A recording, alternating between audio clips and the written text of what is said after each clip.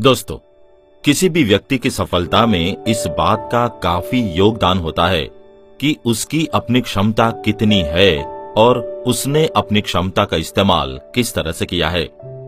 इसे इस तरह से समझा जा सकता है कि जो इंसान खुद को जितना जानता है वह अपनी क्षमताओं को उतना ही पहचानता है। अपनी क्षमताओं को पहचानने वाला इंसान उसका इस्तेमाल सही समय पर सही जगह पर करता है। ऐसे लोग सामान्यतः हर क्षेत्र में कामयाबी के झंडे गाड़ते चले जाते हैं। दोस्तों, इसीलिए सबसे जरूरी है कि खुद को जानना। आमतौर पर होता यह है कि हम दूसरों को जानने में ही अपना ज्यादातर वक्त लगा देते हैं। हम अपने विपक्षियों के बारे में जानकारियां जुटाने में समय लगाते रहते हैं। इसकी बजाय अगर हम यह समय खुद की क्षमताओं को पहचानने में लगाएं, तो इसके कई फायदे हैं।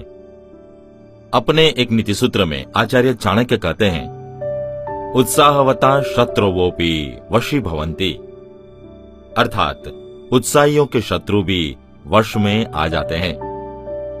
दोस्तों, अगर आपके अंदर उत्साह है तो समझो कि आपका आधा काम तो हो ही गया, क्योंकि उत्साह की वजह से कई योग्यताएं आपके अंदर खुद ब खुद पैदा होती है। उत्साह की वजह से आपके अंदर आत्मविश्वास आता है, जो किसी भी क्षेत्र में कामयाबी के लिए बेहद जरूरी है। दोस्तों, कई लोग ऐसे भी होते हैं जो कार्य तो शुरू कर देते हैं, लेकिन उनमें उत्साह नहीं होता है। ऐसे लोग कभी सफल नहीं हो पाते हैं। इसीलिए सबसे जरूरी है उत्साह, खास तौर पर उनके लिए जो इस दुनिया में कुछ करना चाहते हैं, सफल होना चाहते हैं। सफलता चाहे किसी भी क्षेत्र से जुड़ी हो, यह तब तक नहीं मिलती जब तक इसके चाहने वाले के अंदर उत्साह न हो। दोस्तों, सही मायने में कहा जाए तो यह गुण हर इंसान में होता है, लेकिन कोई इसका इस्तेमाल सही समय और सही काम में कर पाता है और कोई नहीं कर पाता। जो ऐसा कर पाते हैं वे कामयाब लोगों की श्रेणी में शुमार हो जाते हैं, क्योंकि उत्साह एक ऐसा गुण है जो कई गुणों को पैदा करता है। उत्साही व्यक्ति की कार्यशैली बहुत खास होती है। वह दूसरों के लिए प्रेरणा का स्रोत बन जाता है। उसके साथ काम करने वाले लोग भी उत्साही बन जाते हैं, क्योंकि वह अपने आसपास इस तरह का माहौल बना देता है। उत्साही इंसान हमेशा खुश रहता है और लोगों को उससे मिलकर प्रसन्नता होती है। दोस्तों, पिछले एपिसोड में आपने सुना कि क्षितिज के पिता राजेश की मृत्यु होने के बाद वो अपनी मां सीमा को मुंबई ले जाता है। क्षितिज और उसकी पत्नी रिया एनजीओ में नौकरी करते हैं। थोड़े वक्त में श्रेय बड़ा हो जाता है और स्कूल जाने लगता है, जिससे उसकी दादी वापस अकेली हो जाती है। उसका अकेलापन कैसे भी दूर नहीं होता है। एक दिन श्रेय अपनी दादी को स्कूल के मास्टर जी के बारे में बताता है कि मास्टर जी कितने उत्साह से और कितने प्यार से पढ़ाते हैं। यह जानकर सीमा को बड़ा आश्चर्य होता है। एक दिन श्रेय अपनी दादी को अपने साथ स्कूल ले जाने के लिए जिद करता है, लेकिन सीमा उसे डांटकर चुप करा देती है। तो श्रेय कहता है कि अगर तुम मेरे साथ नहीं चलोगी तो मैं खाना नहीं खाऊंगा। अब आगे। सीमा बच्चे की जीत के सामने परेशान हो उठी। उसने सोचा कि कल तक श्रेय बात को भूल जाएगा, किंतु इससे सीमा रात भर सो नहीं पाई। वह सोचने लगी,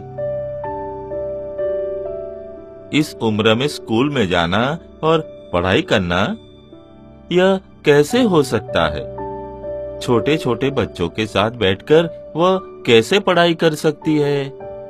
यह उम्र तो भगवान का नाम लेने की है, या कोई पढ़ाई की उम्र है? उसने तो कभी स्कूल देखा ही नहीं था। उसका बेटा गांव से दूर शहर में ही पढ़ा था। उसने ही उसे बताया था कि उसके स्कूल के सभी मास्टर जी गुस्से वाले होते हैं। वे सभी बच्चों को छड़ी से मारते थे। मगर उनका पोता तो कहता है कि उसके स्कूल के सभी मास्टर जी बहुत प्यार से पढ़ाते हैं। अगले दिन सुबह बहुत जल्दी ही सीमा की आंख खुल गई। उसे लगा कि उसका पोता कल की बात भूल चुका होगा।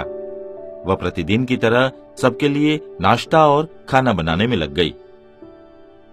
श्रेय उठा और नहा धोकर स्कूल के लिए तैयार होने लगा। दादी को लगा कि उनका पोता पिछले दिन की बात भूल गया होगा, किंतु उसका अनुमान गलत साबित हुआ। श्रेय ने दादी का हाथ पकड़कर कहा, अब तो वह स्कूल तभी जाएगा जब उसकी दादी साथ स्कूल पढ़ने जाएगी। क्षितिज और रिया भी दादी पोते की बातें सुन रहे थे। वे भी श्रेय की बात से सहमत थे। उन्होंने भी कहा, आप घर पर खाली रहकर परेशान हो जाती हैं। अच्छा है, दोनों दादी पोते का आना जाना साथ होगा। क्षितिज बोला, आप कहती हैं कि यह समय भगवान की पूजा अर्चना करने का है। जब आपको पढ़ना आ जाएगा तो गीता, रामायण, वेद, पुराण सभी कुछ पढ़ पाएंगी। अपने खाली समय का सदुपयोग भी कर पाएंगी। दादी समझ गई, ये सब उनकी बात नहीं मानेंगे। श्रेय को भी स्कूल जाने में देर हो रही थी। मजबूरीवश वह श्रेय के साथ उसके स्कूल चल दी। स्कूल में सभी बच्चे स्कूल की वर्दी पहनकर आए हुए थे। दादी सचुकाती सी चल रही थी। श्रेय के सभी दोस्तों ने दादी के पांव छुए। तभी मास्टर जी वहां आ गए। श्रेय बोला, मास्टर जी, आज मैं अपनी दादी को भी कक्षा में पढ़ाने के लिए लाया हूं। क्या ये हमारे साथ बैठकर पढ़ सकती है? हाँ, यह स्कूल में पढ़ सकती है, पर आपके छोटे छोटे डेस्क पर वह कैसे बैठ सकती है? यह कहकर मास्टर जी उन्हें इमारत के पीछे बने 2 अन्य कमरों के पास ले गए। उनमें से एक कमरा प्रौढ़ पुरुषों के लिए था और दूसरा कमरा प्रौढ़ महिलाओं के लिए था।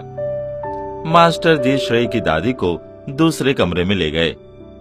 सीमा देखकर हैरान रह गई, क्योंकि वहां पर उसकी उम्र की कई महिलाएं बैठकर पढ़ रही थी। सीमा की हैरानी देखकर मास्टर जी ने कहा, सरकार चाहती है कि देश के सभी लोग पढ़ें। जो लोग बचपन में नहीं पढ़ सके वे जब भी मौका मिले पढ़ ले। इसलिए सरकार ने प्रौढ़ शिक्षा केंद्र खोले हैं। इस स्कूल में अनेक ऐसे दादा दादी एवं नानी नाना आते हैं जो सुबह बच्चों के साथ स्कूल आते हैं और उनके साथ ही वापस जाते हैं। मास्टर जी की बातें सुनकर सीमा को बहुत प्रसन्नता हो रही थी। वे सोचने लगी कि उनके बेटा बहू भी तो दिन रात पुस्तकें पढ़ते रहते हैं, तो मैं पुस्तक पढ़ने में शर्म क्यों महसूस करूं? उनके मन में एक विश्वास सा उत्पन्न होने लगा। उन्हें लगा कि उन्हें पढ़ना सीखना चाहिए। वह अन्य महिलाओं के साथ जाकर बैठ गई। उन्होंने अपना चश्मा साफ किया और पढ़ने के लिए तैयार हो गई। दोस्तों, आज के एपिसोड में बस इतना।